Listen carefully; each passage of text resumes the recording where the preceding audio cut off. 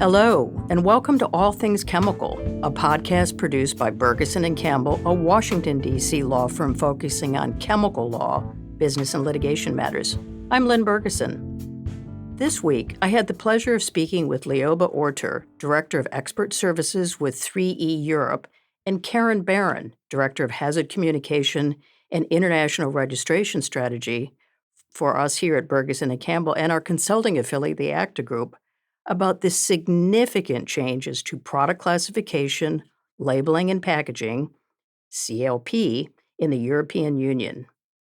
I met Lioba recently at a speaking engagement and found we have a shared belief that these CLP changes will have a profound commercial impact on product CLP globally, and that with everything else going on in the world, I kind of suspect that it's a little underappreciated. Karin and I spoke about these matters last year, and I welcomed an opportunity to consider them again with Karin and Lioba in light of the new CLP developments as of December 2024. Karin, Lioba, and I discussed the CLP changes, including those recently made, why they came to be, what they mean for commercial operations, and conclude with some tips about staying ahead of the coming storm. Now, here is my conversation with Lioba Orter and Karin.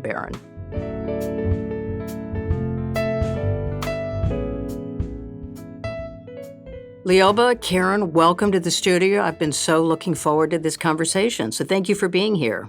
Thank you. Oh, thank you very much for the invitation. I'm very excited to have the opportunity to be part of this podcast series. Very exciting.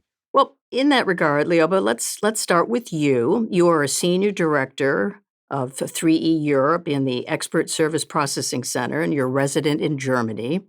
Maybe you could give our listeners just a little background about yourself and your expertise in hazard communication.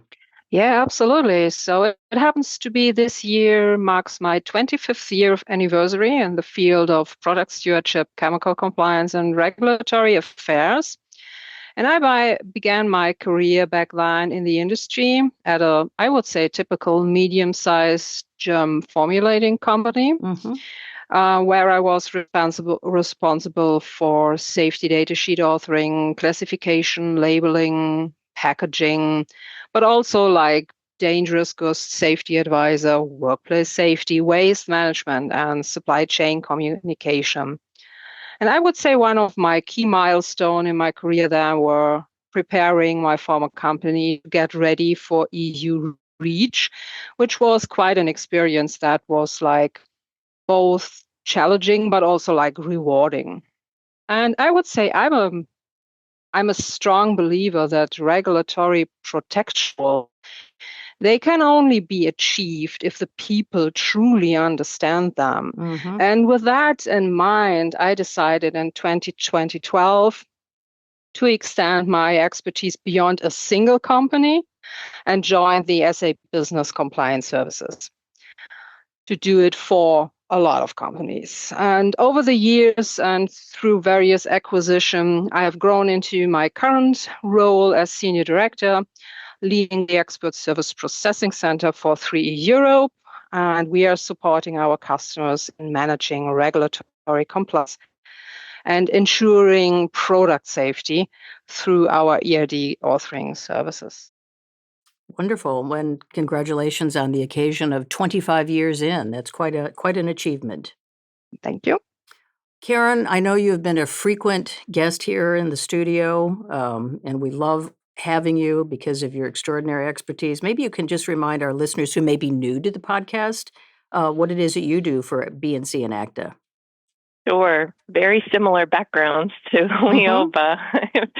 I've been with this organization as the Director of Hazard Communication and International Registration Strategy for over a decade.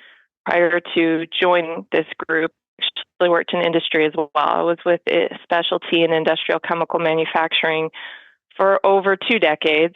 I will also be hitting a little over 25 years this year of experience in hazard communication, product stewardship, and regulatory.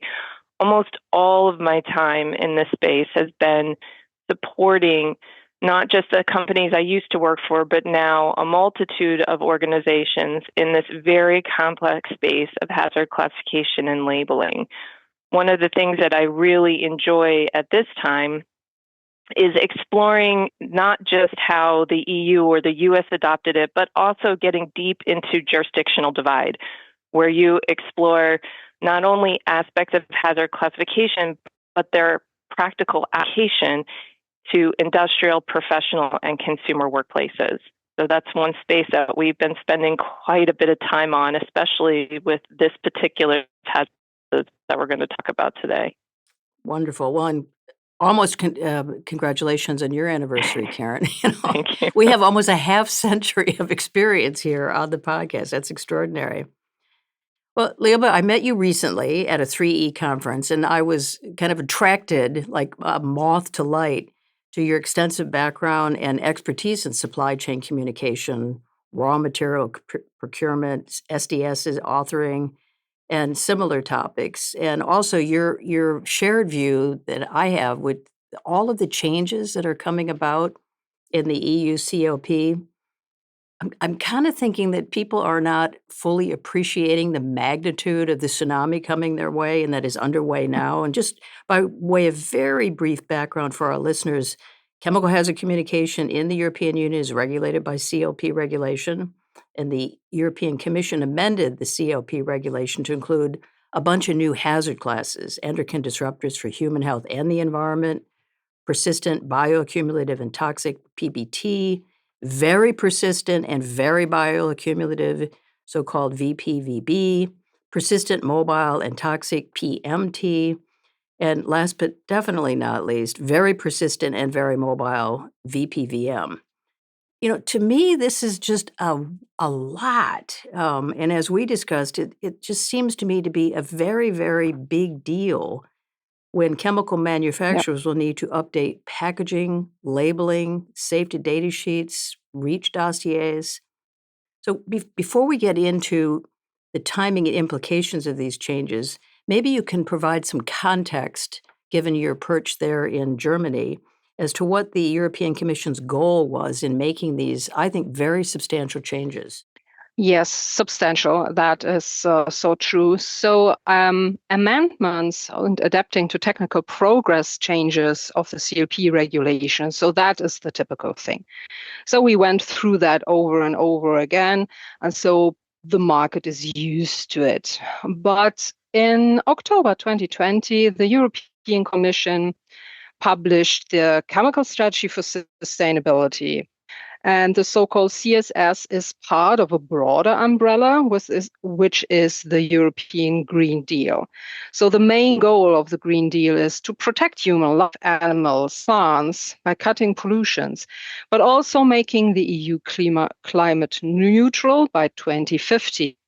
And in addition to that, the current target is 55% less emission by 2030 in comparison to 1990.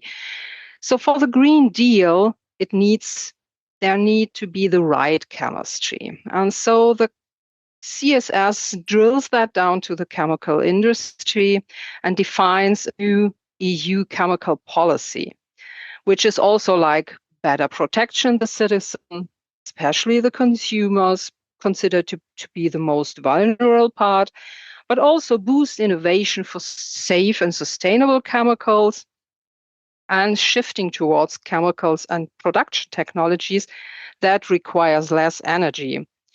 And also the new commission, which started last year in December, committed again to that goals. So in the new mission letters, we see some newer ideas, like they want to reduce some bureaucracies. We will see if that really happens. But they will tighten REACH and CLP regulations. So there will be new data requirements, more restrictions. And so all those priorities work into the direction of more regulations, increased enforcement for the next few years. And important for all these measures is to identify the critical substances. And these substances of concern, there were until the new CLP regulation, not properly described. And that is a bit of the background to introduce 4 new hazard classes. And the goal here now is to reliably identify the endocrine disruptors because they have this interference with hormonal balance in humans or in the environment, which is obviously causing harm. As well as they are focusing on those substances that are persistent, bioaccumulative, and toxic.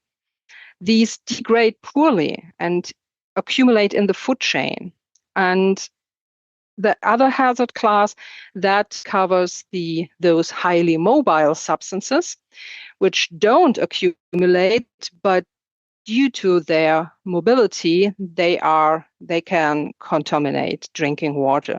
And to describe that better, there was the decision to stray away from UN GHS and do a European own way. And so in 2023, we have introduced those new hazard classes. That's very helpful, Leo, but thank you. Karin, maybe the same question for you, given your perch here in the United States. What do you see as the driving force behind these changes? I mean, it was very clearly the chemical strategy for sustainability, but I think one of the most important aspects of the introduction of some of these was to bring some continuity between the 2 legislations that are the most impactful to the chemical industry in the EU, and that was REACH and CLP. And prior to the introduction of CLP, including these hazard classes, the concept of PBT and the concept of VPVB was part of the REACH legislation. And so companies that were subject to registration under REACH were already required under the chemical safety assessment, under the regulatory framework of REACH, to assess their chemicals and determine if, based on the data they were generating or the data they had accumulated, they were considered PBT or VPVB. And then there's further disconnect between CLP and REACH when they updated Annex 2 to REACH to incorporate in the safety data sheet requirements the endocrine disruption aspect of this. And so it wasn't defined consistently, and it was confusing. As someone who participated in REACH registrations, we were already aware of these things, but they didn't have a proper definition or a proper inclusion. And so part of that chemical strategy was to put them where they belonged, which was in the CLP. What makes this interesting from a US perspective is that these will never be part of an OSHA HAZCOM standard. As Leo mentioned, 1, it's not part of the UN GHS model system. We're already aware of disconnects between UN GHS. Lynn, you and I have spoken about that many times, right? Many times. But what makes it even more complicated for North America is that environmental hazards are not part of OSHA's HAZCOM standard because environmental hazards are addressed under a separate regulatory body in the US and in Canada for that matter.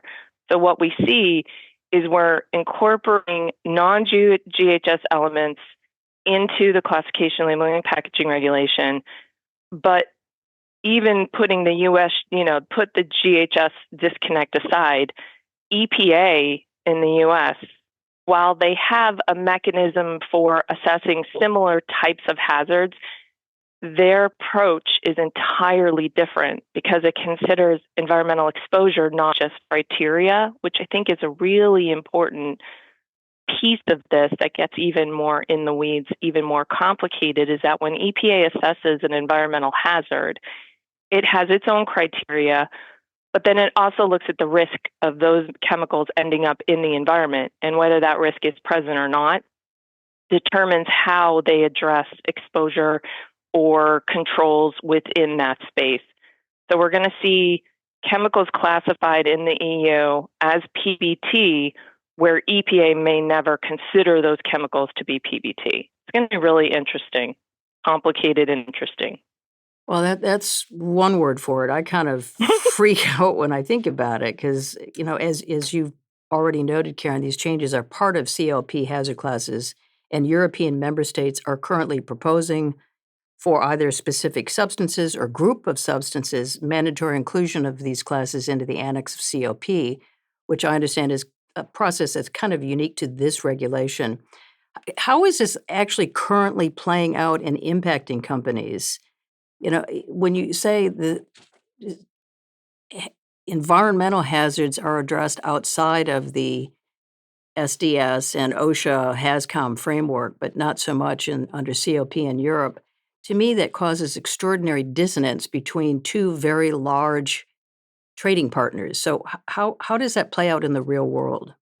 So one of the really interesting aspects of CLP that is unique to CLP, but not to countries, let's put it in that way, is that they have this annex to CLP. It's Annex 6 to CLP, which contains mandatory classification and labeling for individual substances, sometimes, and I'm going to put this in air quotes, generic grouping, and we're going to hear more about that later as we go into this. But what you're seeing is the moment that these hazard classes were introduced into the CLP system, it provided an opportunity for a proposal to include a mandatory classification and labeling on a substance to include these hazard classes. So what we're seeing now is, for example, the German German competent authority can say, you know what, we believe this chemical should be classified as very persistent and very accumulative. So under the new CLP hazard classes, we're going to put in a proposal to harmonize the classification and labeling of this substance into this hazard class. And that has been happening. And when they do that, then the whole criteria-driven approach kind of goes out the window a little bit, because now it becomes a mandatory minimum classification. So as a US-based manufacturer, where, well, one, under OSHA, we don't even have consideration for this. Two, it's not part of the GS system. Three, it's unique to CLP, but it's mandatory. We create an environment where now anyone who uses that substance or uses that substance in a mixture at a various threshold is obligated to include it as part of their safety data sheet and labeling requirements. So what we are seeing now is that is happening. We see endocrine disruption being introduced on specific chemicals. We see very persistent, very bioaccumulative being introduced on very specific chemicals. But what's more disconcerting, the data, because all of this comes down to why did the member state competent authority believe that that chemical should be classified that way? And so when we look at some of these, they're relying very heavily on the evaluation process under REACH to key out key pieces of information.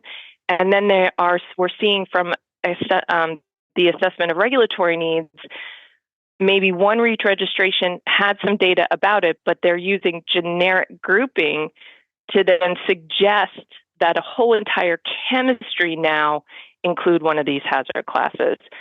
So you're going to see proposals in the near future that include, because one chemical was registered, one chemical had this data, one chemical was assessed and determined to meet the criteria based on a competent authority's weight of evidence approach, an entire chemistry now will be obligated to be classified this way.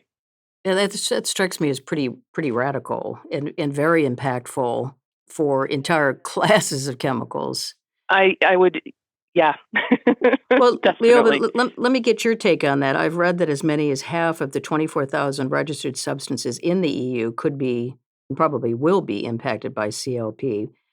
And I know your clientele is global, but particularly for your EU clients, what are they bracing themselves for? What are they doing right now in light of these seismic changes?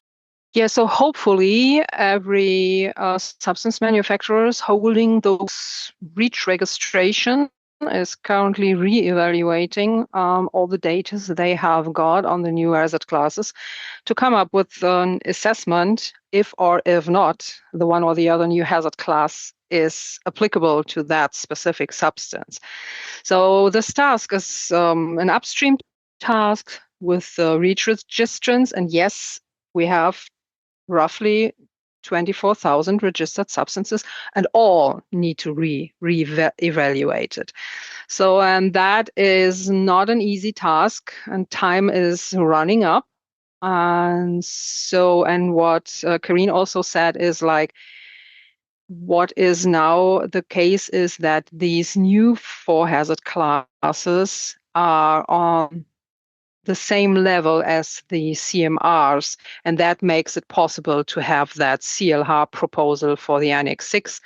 So, and for those substances where we already have that partly in the substances of very high concern, or in the biocidal products legislation, or in the plant protection legislation, these substances, they can go directly into Annex 6, even without the CLH proposal and going through all the discussions.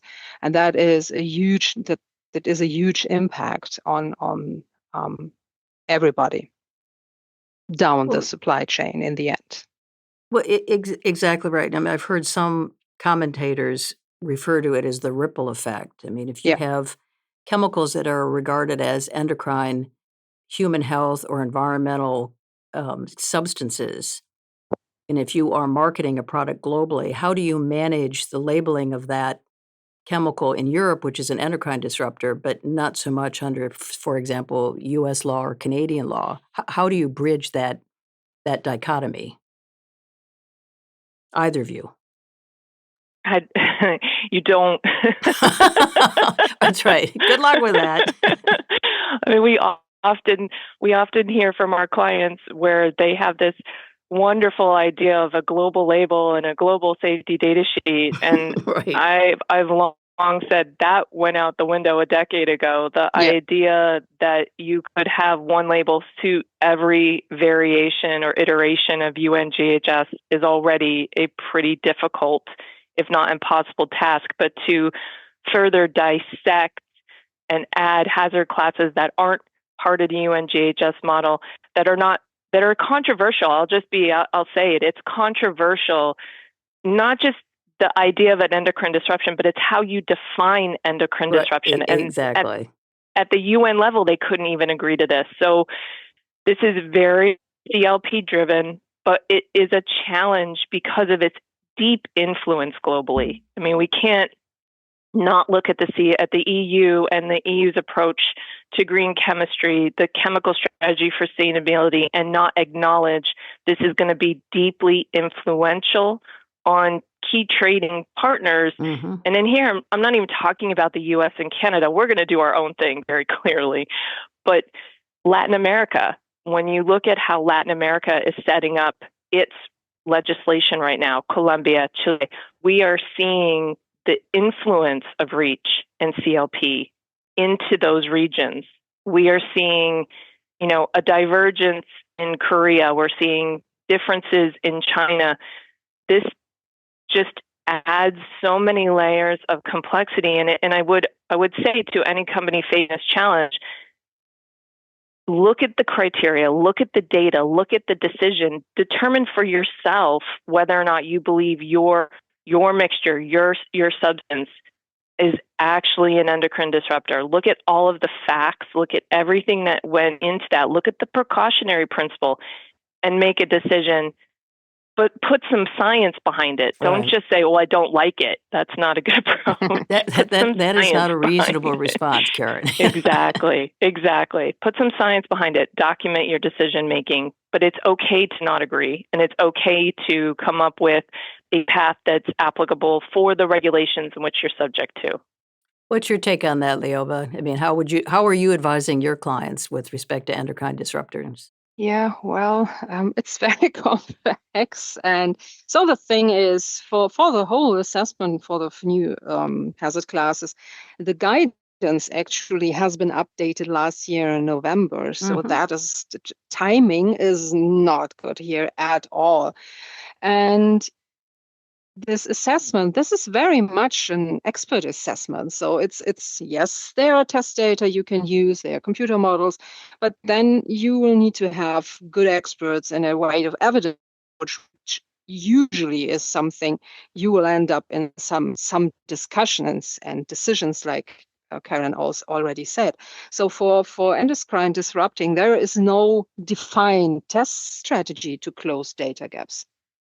And looking at CLP, the new hazard classes are also relevant for self-classification. So if the substance is not REACH registered, you are very much on your own. And this is getting more and more tricky and complex because the REACH regulation itself, the revision which is now desperately needed, this is still pending because you would need information for this classification out of, for example, section 11 and 12 of a safety data sheet, but those are not ready. The same is for the dossiers. They are not ready because of the pending REACH revision, which is like crucial for dossiers and safety data sheet and everything else. So in the idea of having just one label, so that is, if you want to be compliant, forget. Well, Karin has been saying that for a long time because clients are desperate for the one-size-fits-all approach to global, product labeling, classification, and hazard communication, and that just is not a realistic outcome here. I know in late 2024, on December the 10th, there were additional revisions that entered into force that impact CLP. Maybe, Karin, you can identify what those changes are and then both comment on how that is impacting an already complicated space for entities marketing in Europe. Yeah, so what happened at the end of December, and there were several changes that entered into force, these relate more specifically to things like the label itself. So there were changes that included things like the text on the label. It had to have specific characteristics, printed in black on a white background. The distance between two lines has to be in 20% of font size. The single font has to be easily legible. And then they went even further because everybody's legislation includes you got to be able to read the label. I mean, that's that's kind of the whole point, right? They also went further to say it couldn't have Sharif's font. So we already had a pretty complex labeling layout in CLP. They already had specific requirements, the images. They already had specific requirements for the size and the dimensions. These just kind of added more to that. They also had now the introduction of the allowing use of digital labels. So those our favorite thing, QR codes, and how you could address QR codes. So there were these changes. I felt maybe it's just, I'm not agree. I felt it was just like quietly introduced and then bam, it's there. And I'm sure a lot of companies are still looking at that, or they didn't even see it yet, and not understanding the true implication. Like just from our client's perspective, the marketing implications of just being printed in black on a white background seems like a small thing, but it's actually, that's fairly huge. Significant. And so, yeah, those began, they entered into force in December, and they're being implemented now. Yeah, absolutely. And some of the details, so on paper, maybe if you read through it fast, they seem to be easy and clear for people, but only for those people who are working day to day with typography, like graphic designers or press specialists, because font size, it doesn't mean the height of the small X in that font. And if you have a lot of text, that might be important. And also like this 120% line spacing, there are still discussion how that is measured. And that is like, is it baseline to baseline, or is it the font size? Even the authorities, the national authorities, are not 100% sure which is always not a good sign. And for that black on white, I also heard discussions around that if you have printed packaging or based on the paper you use for your labels, maybe you have papers that do have a certain amount of recycling papers, then white maybe it's not like what rather 90-10 pure, but more a grayish white. Would that be still compliant? So there are a lot of details, and I'm pretty sure some people have recognized that they are kind of in trouble because not every company sells products above 5 liter or more. So, and there will be a huge impact on your corporate design because on that black on white background, because on the size, font and line spacing, you will not be able to put in like all 27 EU languages on your label. QR code, so digital labeling, nice idea, but it is currently just in addition to a physical label. And there are only very small parts that you can only have just in the digital labeling. So I don't think that it is that useful yet. But they have promoted more the use of the fold-out labels and things like that. But those are quite expensive. So, and all that will have an impact on each and every company. So you brought up so many great points. That fold-out label, I cannot tell you how many times when we speak to clients, the expense is one issue, but it's also how it's attached and can it become ripped off. But the key thing I think you said relates to enforcement, because enforcement CLP at this time is left to the individual member states.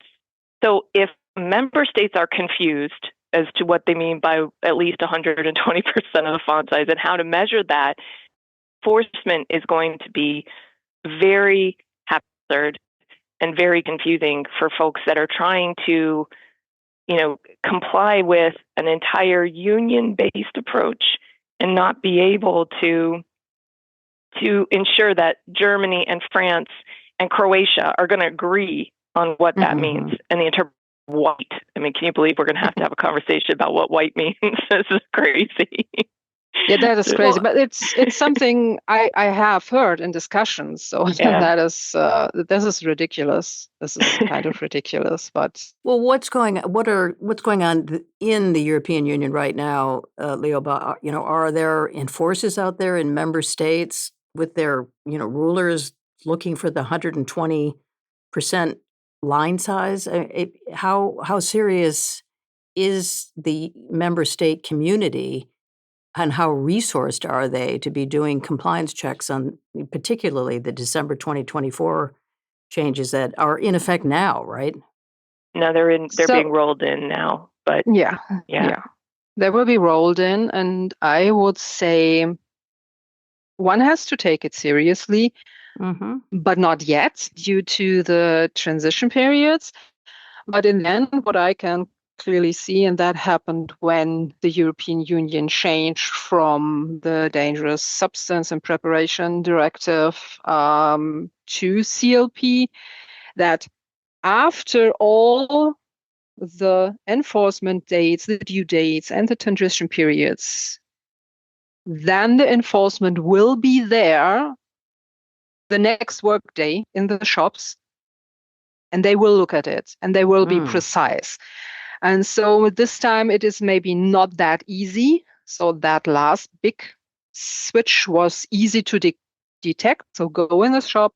If there is still an orange symbol, it's not compliant. So this time it's a little more to measure. But I'm pretty sure that will happen here again after the time. And there were still like things that are easy to check. So if it's not black on the white background, you're not compliant.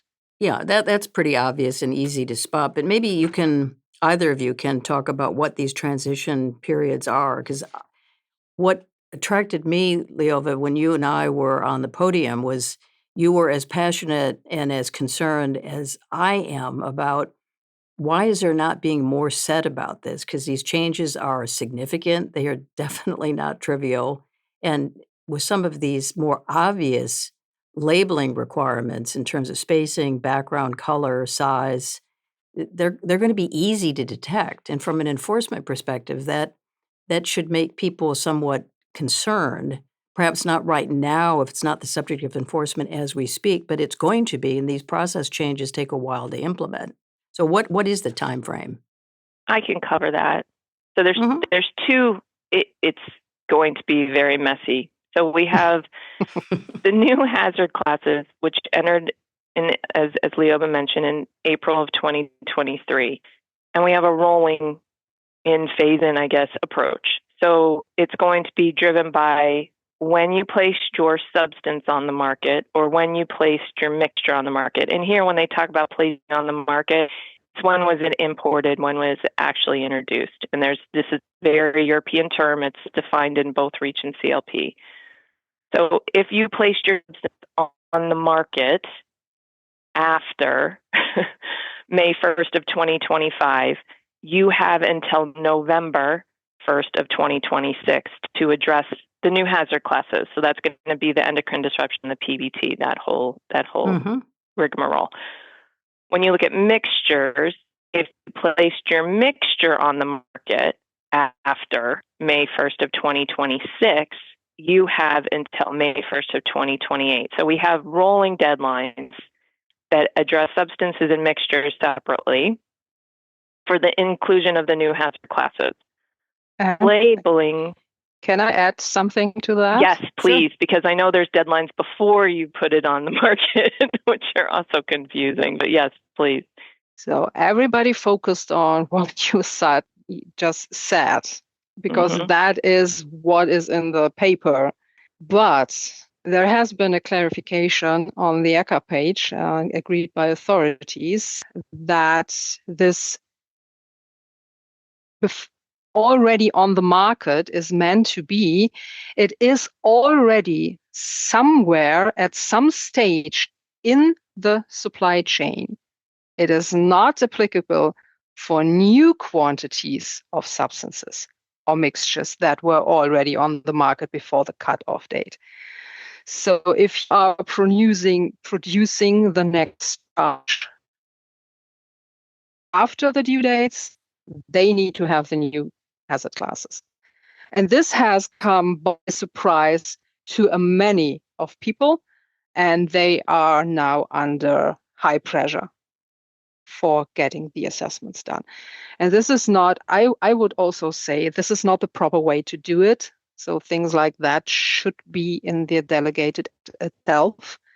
And it should not be like a footnote somewhere on some publication.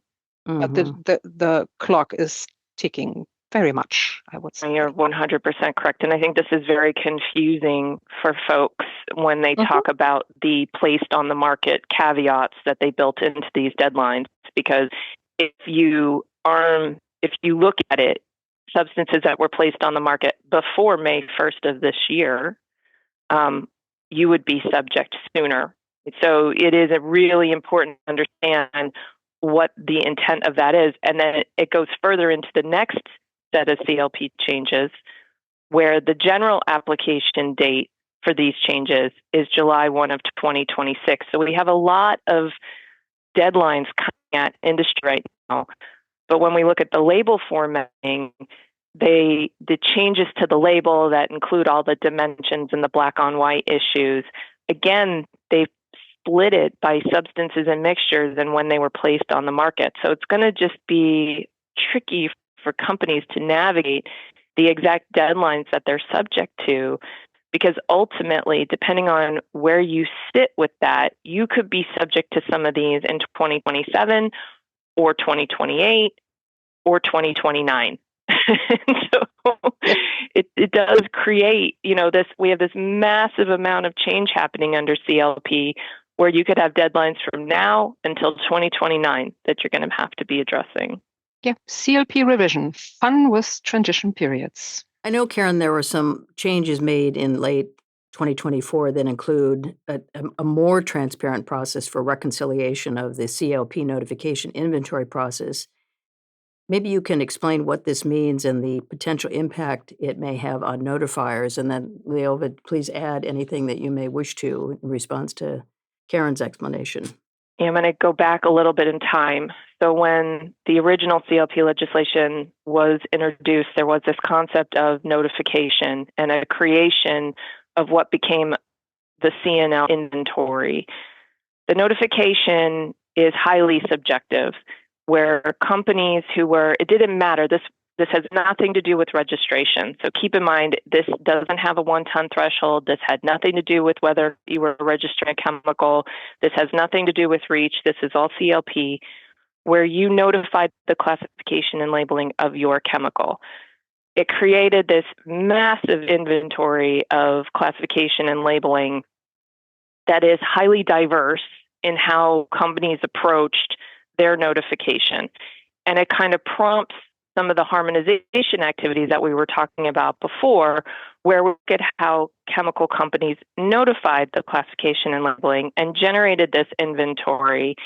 And the idea behind it is that there has to be some type of reconciliation, because what you have is an inventory that shows, maybe 800 people agree that this substance should be not classified, but 2 people or 2 notifiers said it should be classified. And so one of the revisions that was included was actually looking back at some of this and asking those particular folks that don't have harmonized or haven't reconciled or haven't updated and are still disconnected from the majority, asking for some logic behind it. And what this does is what I remember being part of industry at the time when we were rushing to get these notifications in, and I'm hoping chemical companies have looked at these since, have updated, have done their due diligence to ensure that they have reconciled their CNL notifications. My thoughts are that's probably not the case. But if you're going to now be specifically asked by ECHA or by a competent authority as to why you are still sitting out there alone with your weird classification and labeling, you may want to take the next year, because again, this would probably fall under that general application date of July 1, 2026. You may want to take this time now to go and verify that anything you notified hasn't been updated under maybe a harmonization activity that became an ATP that is now a mandatory, and you're still disconnected in your notification. So I think that process is probably been grossly neglected by industry, and I could be completely wrong. No. No, it doesn't sound like it, Karin. But I know we're working with companies now that notified over 500 classification and labeling of individual substances. We're having to go back and reconcile, and that is a monster of a task. So I just feel like people need to be aware that you could potentially be called out for that harmonized, that inventory. And I long since have been critical of the inventory, because I feel like there wasn't a lot of science behind it. People were rushing to get the notifications in, and then it was just left there. So I see this as like kind of a good and a bad, but I think more good will come from this, and that we will see some actual cleaning up of that CNL inventory. Hopefully. Yeah, it's really needed. And yes, the Article 4 changes that are applicable from July 2026, and it's really needed. So there are a lot of things there, and people use it still. And if you dig into it and ask but why? Is there any science behind that? Are there any data behind why that substance is in that classification nobody else thinks it has? I would think, yes, it's a good idea to clean that up. Well, I'm glad you both agree on that, and I hope our listeners take that to heart with our 50 years of CLP and hazard communication experience here. That seems like good advice. And speaking of advice, last question, looking ahead, what is expected in terms of regulatory changes in the EU, and what advice are you both offering clients, your clients, in preparing for these changes? Leva, you want to go first?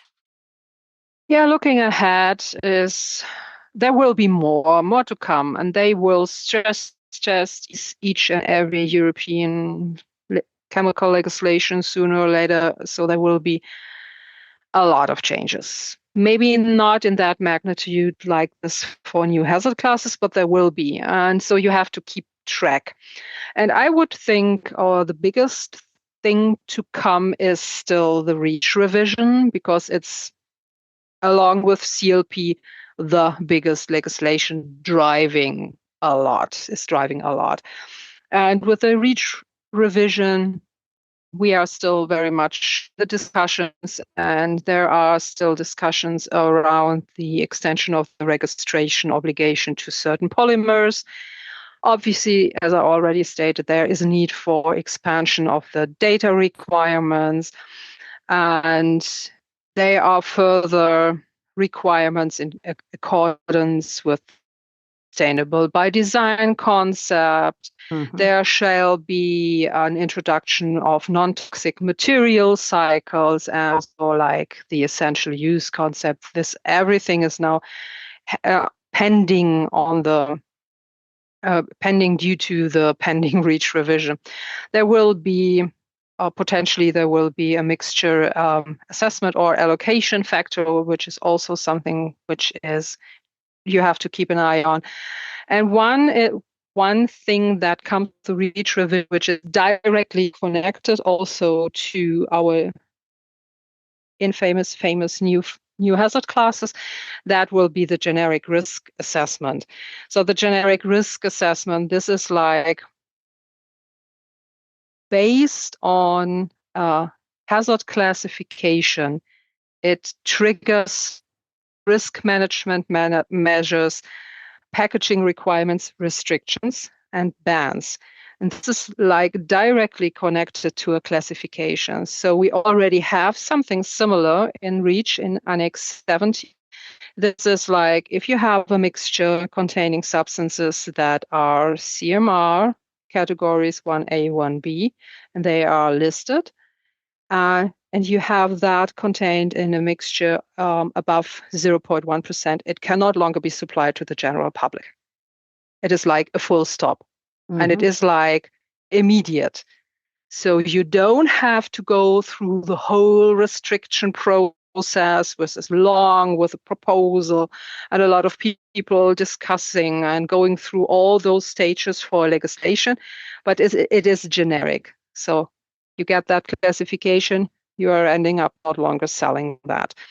And those 4 new hazard classes shall go in something similar. So when everything has been worked out and you have an endocrine disruptor category 1, you might not be longer able to sell that to the general public.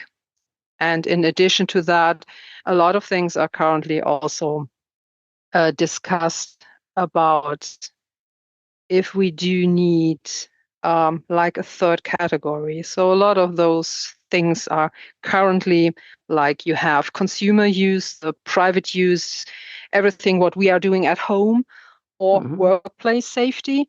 But there are now discussions around, but if we are looking at people using the chemicals for work, there is still a huge difference between an industry side or if you are a craftsman using it. So, Right. and this is like you will have, maybe we will get to the point where we have a third category for professional users. There's a lot upcoming, and for advice, what I always say to my clients, it is like know your product portfolio. So know what product sells best, and maybe currently is a good time to phase out slow moving items.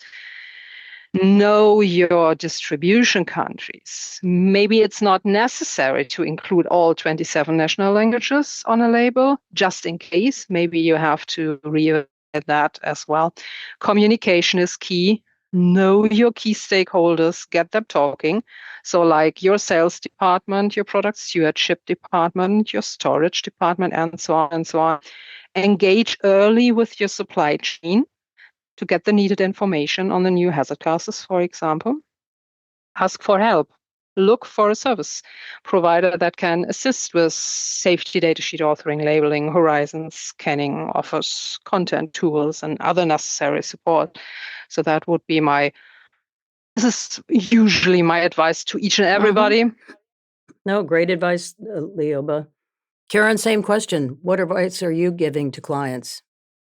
Follow what's happening. I feel like we're seeing changes that you have time to address, but if you aren't following what's going on, for example, assessment of regulatory needs, look at what's happening to specific generic groupings of chemistry, because even as you start to fade out one specific substance, it's not going to do you any good if an entire chemistry is being targeted, as the introduction of something similar won't help you. So you need to be looking at what's going on with specific targeted chemicals and whether or not they're being considered endocrine disruption or PBT.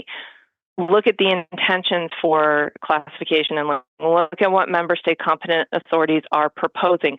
Comment on the data that's being used in the weight of evidence. Verify that that scientifically makes sense. You may not win that comment, but you should at least put it out there into the public record that you looked at the data as well. And you may or may not agree with what is happening with proposal for a chemical. But one of the more interesting things we're seeing as of last year is during the registration period, everybody was very quick to register their chemicals, but there's a next phase, and that's the evaluation phase. Look at what's happening to chemicals during the evaluation phase, because what we saw in 2024 is that roughly the 270 plus chemicals that were evaluated in 2024, only 11 didn't receive some type of requirement to do additional testing. So we're seeing the evaluation phase being very targeted for the introduction of data requirements where, for example, we registered something at an Annex 8, but based on some of the chemical profile during the evaluation phase, we are being asked to generate data that's not part of the Annex 8 data requirements, which lead you to data being generated that could be used as part of the overall ripple effect, where you're generating data that might lead you down the path of being persistent or bioaccumulative. And so when you see these changes to REACH, which we welcome, just kind of keep some of this in mind, is that just because you registered something doesn't mean you're done. There's going to be an evaluation at some point in time, and you may be obligated to generate more data, but look at what's happening to the generic chemical categories to ensure that while you are addressing a specific problematic substance, that you're not trying to substitute with a substance that's equally problematic. I think that's one of the harder aspects of this. Well, great advice. This has been a fascinating and very informative conversation. I want to thank Leoba and Karin.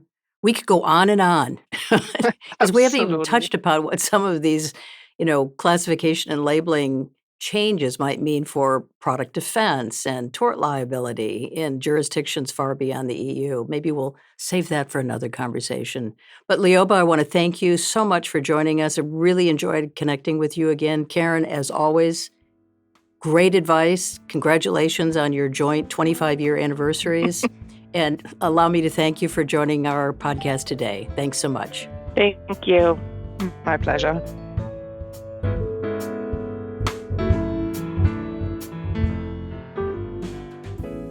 My thanks again to Leoba and Karin for speaking with me today about the EU's CLP regulation and what it means for entities in the EU and globally. All Things Chemical is produced by Jackson Bierfeld of Bierfeld Audio, LLC. We will be back again soon to further inform and entertain you about all things chemical. Bye-bye.